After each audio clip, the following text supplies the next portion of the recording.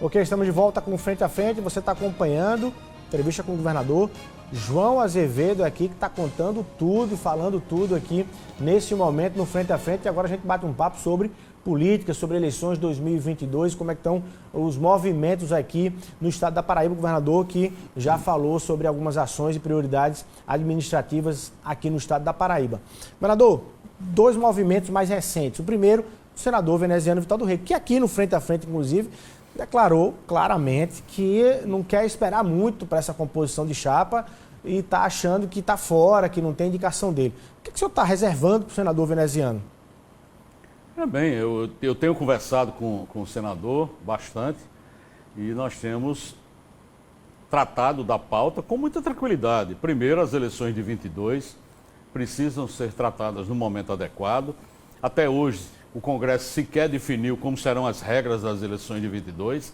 Não se sabe se será distritão, não se sabe se terá uma eleição nos moldes que nós tivemos o ano passado, se voltará a coligação, enfim, não há clareza nenhuma.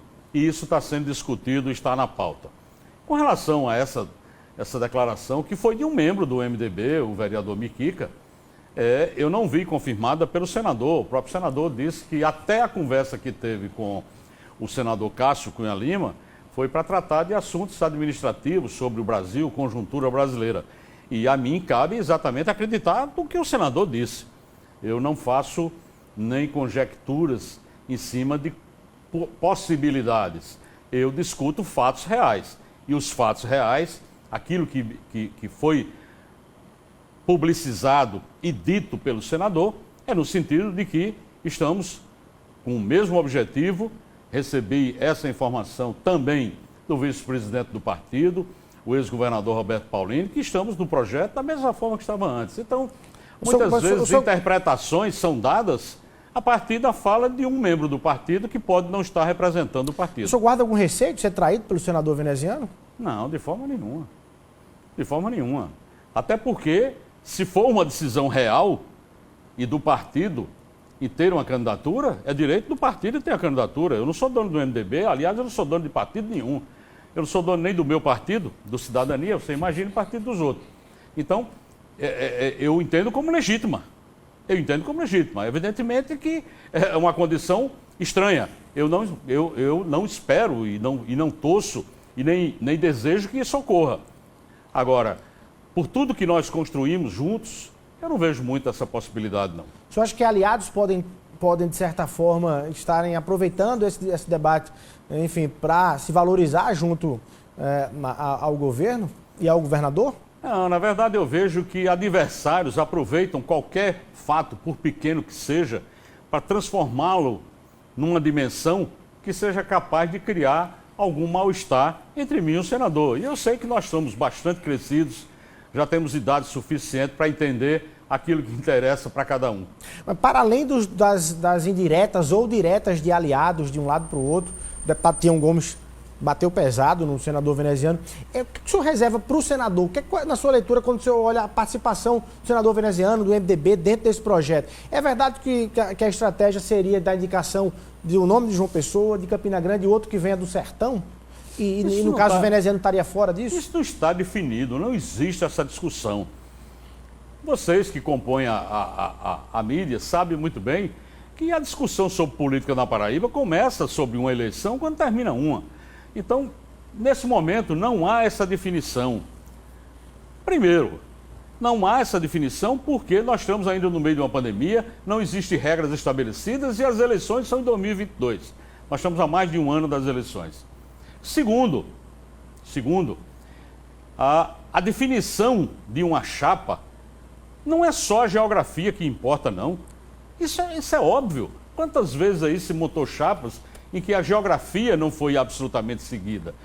Não é essa lógica que faz com que você vá montar uma chapa e você tenha... Nós temos nomes extraordinários no Sertão, eu não tenho dúvida disso. Como nós temos grandes nomes em Campina Grande, em João Pessoa, mas uma chapa não é montada só com a geografia. Nós temos que discutir isso com muita tranquilidade com aqueles que estão construindo esse governo. Eu não faço governo sozinho, eu faço governo com aliados.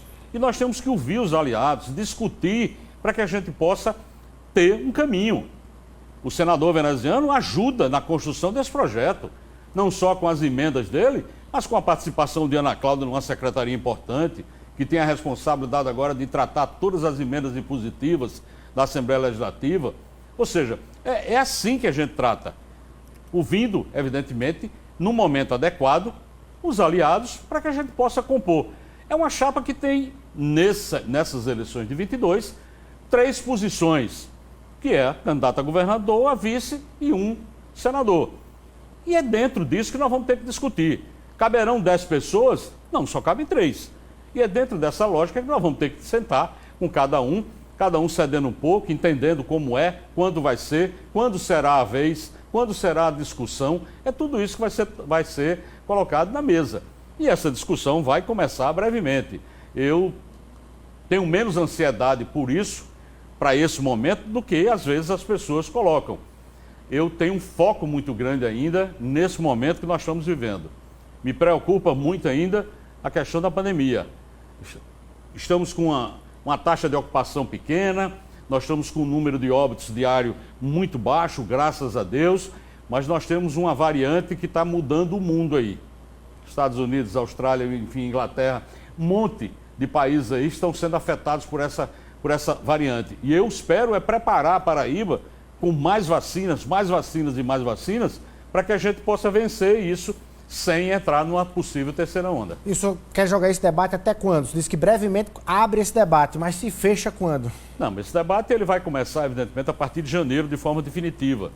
Até lá são conversas, até lá são construções de cenários. A partir de janeiro é que nós vamos ter, realmente, a condição de pelo menos de uma forma mais geral, dizer qual o caminho que nós vamos seguir. Governador, incomoda o senhor ter uma vice-governadora que ainda não anunciou apoio à sua reeleição?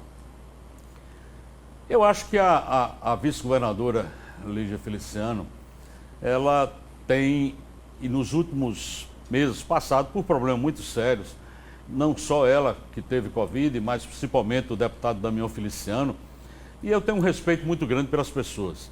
Eu acho que ninguém deve cobrar das pessoas, principalmente numa condição dessa e numa situação dessa. Então, ao tempo dela, ao tempo do deputado Damião, que eu tenho um maior respeito, eles com certeza se colocarão e nós vamos discutir. Mas eu acho que não é o momento de fazer qualquer tipo ou minimamente pressão para a decisão de quem quer que seja. Bom, mas vamos falar de PT, porque aí no PT também está uma certa discussão ali dentro para saber se há uma abertura para filiação do ex-governador Ricardo Coutinho, inclusive com candidatura ao Senado, ou uma ala do partido dizendo que não, que isso atrapalharia a relação com o governador João Azevedo. O senhor está esperando isso só como espectador ou o senhor já deixou ali sua posição para a parte do PT? Como é que o senhor quer que esse jogo se encaminhe aí? Não, mais uma vez eu coloco de uma forma muito clara, não é minha maneira de agir na política. O PT é um partido que primeiro tem uma história, tem uma tradição e que decide seus problemas e resolve seus problemas internamente. Não precisa de ninguém de fora dizer qual o caminho que deve seguir. E eu nem me atreveria a isso e, de forma nenhuma, também não faço. Não faço por uma questão de leitura do que é política. Você não tem que interferir nos outros partidos. O PT vai escolher os seus caminhos. Eu sempre digo que na vida, na sua vida política, profissional, nós vivemos o tempo todo de escolhas. As nossas escolhas determinam nossos caminhos. E as nossas escolhas determinam os ônus, os bônus, as consequências que você tem daquela decisão. É lógico, e aí com certeza o PT vai pesar tudo isso. Por exemplo, vai tomar a decisão. De uma forma clara, o seu caminho será tomado se a escolha do PT for filiar o ex-governador Ricardo Coutinho e manter uma candidatura ao Senado. Isso compromete o seu apoio ao ex-presidente Lula, por exemplo? O apoio ao presidente Lula é uma outra discussão. Eu fui eleito em 2018 com o apoio do presidente Lula. O presidente Lula, inclusive, mandou uma carta para mim, na época da campanha, desejando boa sorte na campanha. E eu não teria problema nenhum de retribuir esse gesto e ter o presidente Lula no meu palanque. Não há problema nenhum com relação a isso. São discussões que também são feitas de forma equivocada quando acha que tem que se ter um único palanque, onde se tem que ter uma aliança. Eu não terei aliança com o ex-governador. Isso está muito claro. Não terei aliança com o ex-governador. E mesmo se ele estiver no PT, o senhor pode votar em Lula? Sim, é uma outra discussão. É isso que eu acabei de dizer. É uma outra discussão. Então, no momento adequado, nós vamos ter a oportunidade de esclarecer tudo isso. Eu sou de Cidadania. O Cidadania terá ou não candidatura própria. Se tiver, é óbvio que no primeiro turno eu estarei com esse candidato. Se esse candidato passar o segundo turno, é óbvio que eu estarei com o candidato do Cidadania no segundo turno. Entretanto, se não houver candidatura própria, nós estaremos livres aqui para fazer nossa opção. Isso eu já, inclusive, conversei. Recentemente eu estive com o presidente do partido, com Roberto Freire, e ele deixou muito claro. Na Paraíba, nós temos aqui a autonomia de escolher o melhor caminho, com relação, principalmente, a um apoio a um candidato a presidente da República. Falar em presidente da República, a gente entrevistou o presidente Jair Bolsonaro aqui na Arapuã FM, e ele deixou ali nas entrelinhas de que a eleição na Paraíba será uma eleição polarizada e, naturalmente, o palanque que ele espera para governador aqui é um palanque que vote todo em Bolsonaro para a reeleição de Bolsonaro. O senhor tem uma visão também da mesma forma que o presidente, porém com candidatos diferenciados, ou seja, o seu palanque deve ser um palanque mais exclusivo em favor da candidatura ali do ex-presidente Lula ou de um candidato da terceira via ou da esquerda, ou não? O senhor aceitará na sua chapa líderes e nomes que votem em Bolsonaro? Porque ele já disse que não aceitará... São duas coisas diferentes. Uma coisa é a campanha, é o processo, as adesões que podem chegar durante uma campanha, é o palanque. A outra coisa é a chapa. Na chapa, evidentemente que não terá condições de você ter nenhum dos candidatos dentro da chapa. A governador não terá, a vice-governador ou a senador apoiando a reeleição do presidente Bolsonaro. É claro que não terá essa possibilidade. Entretanto, partidos, a Paraíba há muitos anos que vive essa situação. Há muitos anos. Partidos que apoiam a presidência da República e aqui apoiam o governo do Estado. Se você analisar, vários deputados federais apoiam até o presidente Bolsonaro. Entretanto, aqui são da base do governo. Então, eu não vejo dificuldade para se ter essa discussão com relação a apoios. Entretanto, na chapa não caberá alguém fazendo defesa do atual presidente da República. Tá, e falando, presidente, nessa entrevista ele disse que é a culpa dos governadores, o preço do botijão de gás e da gasolina aqui no Brasil. Ele disse que da parte dele ele já tirou o que tinha de tirar e faltam os governadores nos estados reduzir para que o bujão de gás seja mais barato nesse país e a gasolina também. Ele tirou a CID, que era uma contribuição de melhoria para as estradas do Brasil. E o que ocorreu?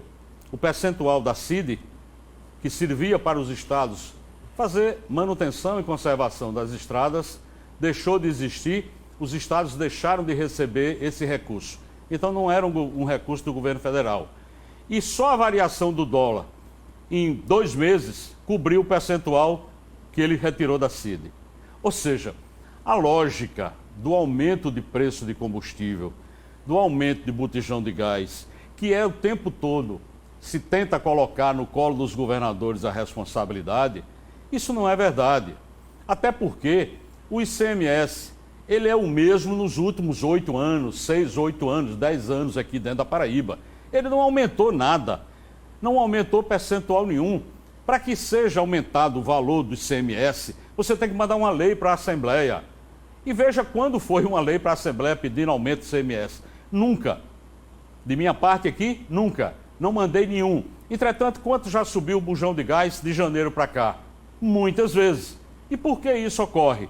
Porque o preço praticado pela Petrobras não é mais em real.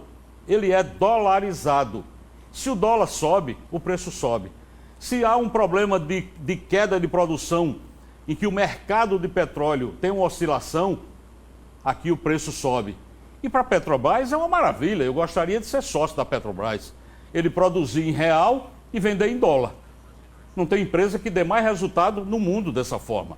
Entretanto, não se mantém o preço por conta exatamente da variação do dólar, da política de preço praticada pela Petrobras, que é dolarizada. Se nós tivéssemos uma política baseada no real, como era antigamente, você não tinha semanalmente aumento de preço de combustível. E semanalmente não tem aumento de preço de ICMS. O que é que iria acontecer se os estados tirassem o ICMS de combustível? Iria, evidentemente, fazer com que os estados entrassem em colapso, porque é uma receita importante do estado, sem nenhuma compensação. Sem nenhuma compensação. Isso não é coisa de uma gestão ou duas gestões, mas é preciso que o país todo comece a pensar naquilo que mantém os serviços públicos funcionando. As receitas de um estado estão, principalmente com relação a impostos, estão associados a combustível, estão associados à telefonia, comunicação, estão associados a alguns segmentos. Houve uma queda já violenta nas comunicações. Por quê? Porque a receita diminuiu, porque as pessoas utilizam muito mais esses aplicativos para falar do que qualquer outro tipo de ligação normal. Então, a receita das empresas caíram, o recolhimento de empresa diminuiu. O que é que está acontecendo com a energia? Energia solar, energia eólica, as pessoas estão começando a produzir. O que é que isso vai provocar no futuro? Uma queda de receita para os estados significativa. O próprio petróleo, também uma fonte importante de receita dos estados, o que é que vai acontecer daqui a alguns anos? Na Alemanha, por exemplo, daqui a 3 anos, não terá mais nenhum carro funcionando com combustível fóssil. A tendência é que daqui a alguns anos no Brasil, isso também seja implantado. E os estados vão poder continuar prestando serviço de saúde, educação, como? Se essas receitas sumirão. Essa é uma coisa que precisa ser pensada para o futuro. Ela precisa ser feita de forma que os governadores, o Congresso, pensem numa reforma tributária completa. E não essa que está se tentando fazer agora, de pedacinho, e que só gera déficit para os estados. Governador, para a gente fechar aqui, nosso tempo está estouradíssimo, mas para a gente fechar, existe um debate que o presidente Jair Bolsonaro colocou em curso no Brasil, da questão da impressão do voto, inclusive com manifestações aí nesse final de semana. O que é que o senhor acha disso? O que é que os governadores que o senhor tem conversado acham desse debate? Isso pode levar a algo muito mais ameaçador lá na frente, nas eleições de 2022? Qual é a expectativa que vocês têm em relação a esse tema? A nossa expectativa, a minha pessoalmente, é de que isso não passe, não seja aprovado. Nós estamos há 25 anos realizando eleições com a urna eletrônica. Até hoje nunca se provou absolutamente nada. O presidente da República convocou uma live para dizer que não tinha provas, convocou uma live para dizer que iria apresentar provas contra o sistema e da própria live ele disse que não tinha prova nenhuma para apresentar. Não existe até hoje nenhuma prova de falha no sistema eleitoral de urnas eletrônicas. Ao contrário, se nós fizermos o retorno a um voto impresso, você poderá ter um monitoramento desse voto através dos antigos coronéis que conferiam em quem o cidadão votava antigamente. Essa é uma lógica que não interessa para a população. Nós já vencemos isso. Isso é uma etapa vencida. O sistema é extremamente seguro, não é um sistema conectado com a internet, é um sistema que individualmente cada urna funciona. São feitos todos os testes para que houvesse uma fraude no processo eleitoral do Brasil, seriam necessários o envolvimento de milhões de pessoas no Brasil inteiro para que isso ocorresse. E, obviamente, como é que se justifica que nas eleições de 2018 houve fraude, que o partido adversário, o PT, teria cometido fraudes nas eleições para permitir que Bolsonaro fosse eleito?